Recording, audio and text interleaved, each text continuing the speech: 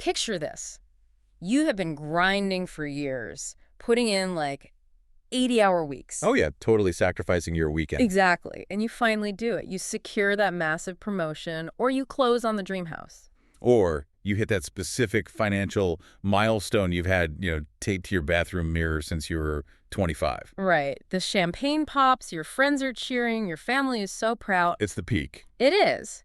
But then later that night, when the house is finally quiet and you're just staring up at the ceiling in the dark, you don't feel that lasting, transcendent joy you were promised. Yeah, instead you just feel this hollow ache. Yes, exactly. You find yourself whispering to the empty room, is this really it?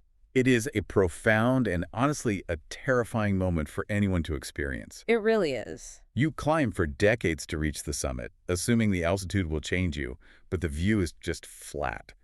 The internal reality completely betrays the external achievement. Okay, let's unpack this. Because diagnosing that bizarre disconnect is the entire mission of today's deep dive. It's such a crucial topic. It is. Yeah. So we are looking at a stack of notes and insights drawn from an ancient text, Ecclesiastes chapter 6, to understand exactly why having everything doesn't guarantee satisfaction. Right, why human beings are just wired this way. Yeah, and we were going to map these ancient warnings directly onto our modern habits and ultimately discover how recognizing our own limitations can profoundly strengthen our trust and relationship with God. The stakes here are incredibly high, honestly. Definitely. Because our focus is on examining a deeply frustrating state of existence. Yeah. Like possessing wealth, success, or opportunity, but completely lacking the biological or, spiritual ability to actually experience it. Like a curse. It is. We are dealing with a text that serves as a diagnostic manual for a problem most of us do not even know we have until we are decades deep into it. To really understand our modern emptiness, we have to look at how perfectly this ancient text captures the human condition. Let's look at the core text of Ecclesiastes 6, which is traditionally attributed to Solomon. He describes a person to whom God has given riches, wealth, and honor. They literally have it all. Right, this person wants for nothing. On paper, they have completely won the game of life. What's fascinating here is the historical context of the author. If this is indeed Solomon, we are not reading the theories of some armchair philosopher who's just romanticizing poverty. Oh, not at all. Right, we are reading the field notes of a king who had effectively unlimited resources. He had the wealth of an entire empire at his disposal. Yeah, it's the ultimate uncontrolled experiment in human happiness. Exactly. If anyone could have successfully bought their way out of internal emptiness, it was him. But the text reveals the experiment completely failed. Yeah, miserably. Solomon writes that despite having all the wealth and honor a soul could desire, God does not give this person the power to, quote, eat thereof. Instead, a stranger consumes it. It's tragic, really. Solomon actually calls this vanity and an evil disease. And the text uses these incredibly extreme, almost jarring examples to drive the point home. Oh yeah, the hyperbole is wild. It says a person could father 100 children and live for 2,000 years. 1,000 years twice told, the text says. But if their soul isn't filled with good, an untimely birth, literally a stillborn child, is actually better off.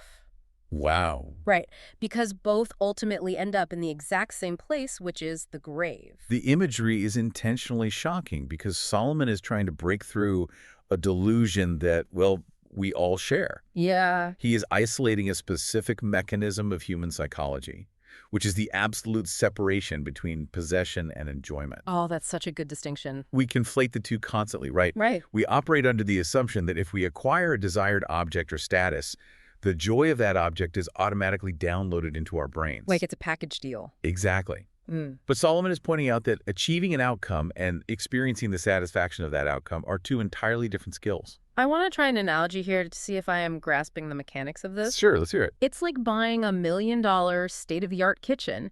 You have the copper pots, the 6-burner commercial stove, the absolute best ingredients. Sounds amazing. Right. But to pay for that kitchen, you had to work yourself to the bone. And to stay awake, you drank boiling hot coffee every single day for 10 years. Oh, I see where this is going. By the time the kitchen is finally built, you have literally burned out your taste buds. Wow. Yeah. You have all the equipment for a feast, but the very method you used to acquire the kitchen destroyed your physical capacity to actually taste the food. That captures the causality perfectly. The pursuit itself often destroys the capacity for enjoyment. It's terrifying when you put it like that. It is, because external fullness is incredibly effective at masking internal emptiness, at least for a while. Right? That is why Solomon talks about living 2,000 years. Time and resources do not solve a quality problem. They just stretch it out. Exactly. If you do not possess the internal capacity for contentment, granting you 2,000 years of life does not give you 2,000 years of joy. It just extends your misery for 2 millennia. Time merely magnifies whatever internal state you currently hold. Precisely. Which brings us to how this ancient dynamic shows up in our daily routines today. We might not use phrases like 1,000 years twice told, but we are absolutely living out the reality of verse 7. What says what again? It says, "All the labor of man is for his mouth, and yet the appetite is not filled." Oh, yeah. The sources we were reviewing today identify this specific phenomenon as the constant upgrade cycle. The constant upgrade cycle. I love that term. It is deeply tied to how our brains process dopamine, actually. We get the new smartphone, the new car, or the new job title, and the brain rewards us with a massive spike of pleasure. Which feels great. It feels amazing, but that dopamine hit is tied to the acquisition of the new thing, not the possession of it. So within days, or sometimes just hours, the baseline resets. Your brain adapts to the new normal, and suddenly, that dream house just becomes the place where you do your laundry and stress about property taxes. That is so true. Yeah. The desire simply resets faster than the fulfillment lasts. It really does. And according to the notes, this leads to a psychological state called high-functioning emptiness. It is a brilliant, albeit kind of killing term. Yeah, it sounds a little too familiar. Right. High-functioning emptiness occurs when the external metrics of your life, like your LinkedIn profile, your investment portfolio, the cars in your driveway, they all signal complete stability and success. You look great on paper. Exactly. But internally, the machinery is grinding without oil. You are perpetually planning the next quarter, the next vacation, the next purchase, but you are entirely absent from the life you have already constructed. You're a ghost in your own life. Perfectly said. You are executing tasks flawlessly, but you are completely numb to the experience of living. Wait, I need to push back on this for a second. Go for it. Because when I hear that the appetite is never filled and that desire just resets instantly, like a video game respawning enemies the second you clear a room, is this text basically saying ambition is toxic? That's a really common reaction to this text. Because I look at my life and I am saving for my kids' college fund. That involves projecting into the future and wanting more financial security than I have today. Of course. So if the pursuit of more just leads to this hamster wheel of emptiness, why shouldn't I just quit my job, sit under a tree, and stare at a wall? Right. Where is the line between healthy planning and this evil disease Solomon is talking about? This raises an important question, and it is a crucial distinction to make. The text is not anti-ambition. It is anti-illusion. Anti-illusion. Yeah, it is warning us against the futility of comparison-driven desire.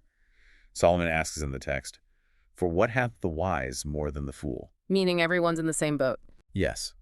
If both the highly educated executive and the uneducated laborer are endlessly chasing an ever-receding horizon, believing that the next acquisition will finally deliver lasting peace, they are both trapped in the same circular delusion. So the distinction lies in your foundational motive. Exactly. Are you building a college fund as an act of stewardship for your family, while still remaining present enough to play with your kids today? Right. Or are you obsessing over the college fund because you secretly believe that once it is fully funded, you will finally feel like a good parent and your anxiety will magically vanish? Okay, I see the difference. One is taking responsibility for the future, and the other is demanding that the future save you from your present anxiety. Precisely.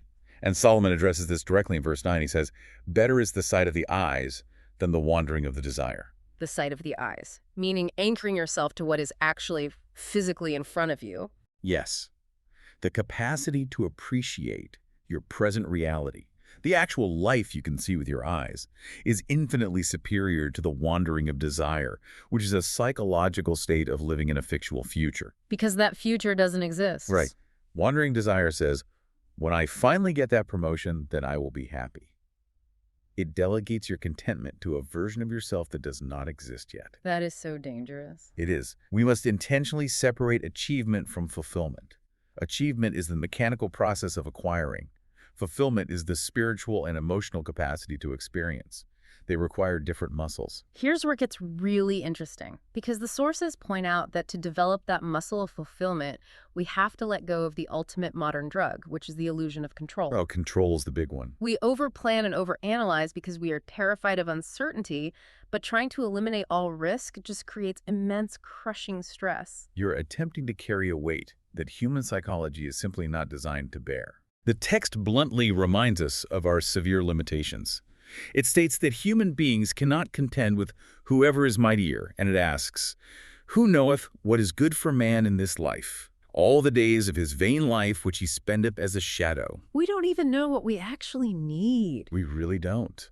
We do not actually know what is fundamentally good for us, nor do we know what will happen after we are gone. That is a hard pill to swallow, especially for anyone who considers themselves a high achiever. Absolutely. We operate under the intense belief that we are the sole architects of our own destiny. We think, if I can just control every variable, I can guarantee my own happiness. Which you can't. No. But the solution proposed here is contentment. And I think the major misconception is that contentment is a passive feeling, like a software update that automatically installs itself once you hit a certain income bracket. That is the grand illusion right there. Contentment is not a default setting. It is a highly active, heavily fortified skill. A fortified skill. Yes.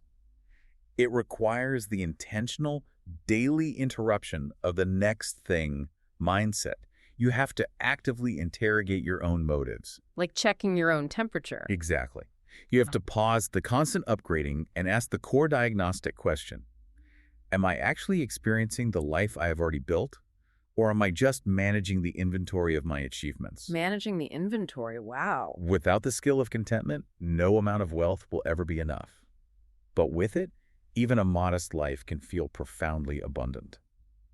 So what does this all mean for the bigger picture? Because acknowledging our profound lack of control and admitting the absolute emptiness of material pursuits, I mean, if we stop there, it just sounds like nihilism. Yeah, it sounds super depressing. Right, but our sources suggest this realization isn't meant to break us. It's meant to redirect us to the only actual source of true fulfillment. If we connect this to the bigger picture, this is where the ancient wisdom transitions from a psychological diagnosis to a deeply theological cure. Okay, how so? The realization of our own limits is not meant to induce despair. It is meant to systematically dismantle our false idols. That makes a lot of sense. Once you accept on a visceral level that wealth, success, and status fundamentally lack the mechanics to fix an internal spiritual disconnection, you immediately start placing your trust in those things. The notes connect this shift directly to the themes found in Psalm 62. It talks about not trusting in extortion or putting vain hope in stolen goods. And if riches increase, do not set your heart on them. Psalm 62 is the perfect counterweight to Ecclesiastes 6. Really? Yeah, because Ecclesiastes diagnoses the disease setting your heart on riches that cannot satisfy. Psalm 62 offers the remedy setting your trust on God, who is a fortress that cannot be shaken. Oh, I love that contrast. When you let go of the exhausting, impossible need to control every outcome in your life, you finally create the psychological and spiritual space required to trust the Creator. You stop fighting. Exactly. You begin to trust the one who actually does know what is best for you, which relieves the immense daily anxiety of trying to play God in your own life. Let's ground this in a modern reality, because the concept of not knowing what's best for us is something we fight against constantly. Every single day. Imagine a professional who is pouring everything into a startup. They are praying, they are fasting, they're doing everything they can to secure Series A funding. They want it so badly. They believe with every fiber of their being that this funding is what is good for them. And then the deal falls through, the startup folds, they are devastated. They feel like God totally abandoned them. It is a devastating experience in the moment because their wandering desire convinced them that specific outcome was the only path to joy. Right. But then, fast forward 3 years, that same professional realizes that if the funding had actually come through, they would have been legally bound to a highly toxic board of directors. Oh. They would have been forced to relocate away from their aging parents, and the 80-hour work weeks would have almost certainly destroyed their marriage. So the unanswered prayer was actually a massive protection. Exactly the kind of protection Ecclesiastes is talking about. Who knoweth what is good for man? We do not have the omniscient vantage point required to engineer our own ultimate fulfillment. We just can't see the whole board. We can't. Yeah. When we finally stop treating God like a cosmic vending machine, where we insert our good behavior and expect him to dispense our wandering desires, we are freed from the panic of unmet expectations. That reframing is incredible.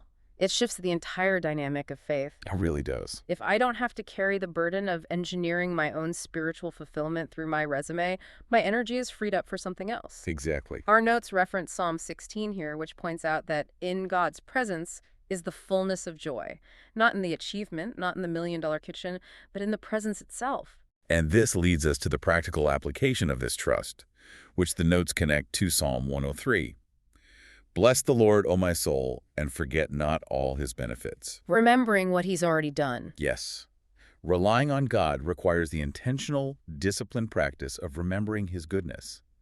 This is how we combat the constant upgrade cycle. Oh, that's fascinating. Because true gratitude cannot biologically or spiritually coexist with the obsession over what you do not have yet. They cancel each other out. They do. Yeah. Active trust in God grows precisely in the space where our illusion of control ends.